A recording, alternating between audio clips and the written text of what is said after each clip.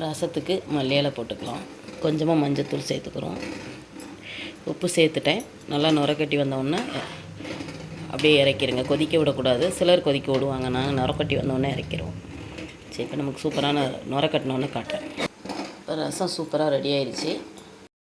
நமக்கு தக்காளி புளி போட்ட மிளகு ரசம் ரெடி ஆயிடுச்சு. சூப்பராக இருக்குது. இந்த பக்கம் முட்டை ரெடி ஆயிடுச்சு.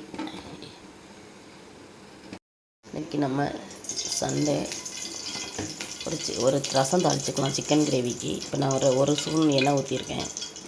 இந்த பக்கம் முட்டை வேகுது. இப்போ இந்த பக்கம் புளி தக்காளி கரைச்சி வச்சுருக்கேன். இந்த பக்கம் மிளகு சீரகம் பூண்டு பச்சை மிளகா கருவேப்பிலை பொடி பண்ணி வச்சுருக்கேன். இப்போ இந்த பக்கம் நல்லா அந்த பொடி போட்டு நல்லா வதக்கி வச்சு வச்சுருக்கேன்.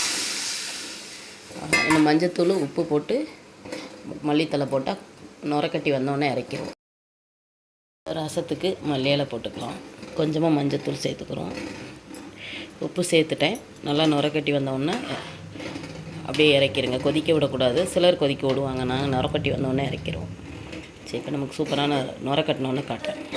இப்போ ரசம் சூப்பராக ரெடி ஆயிடுச்சு.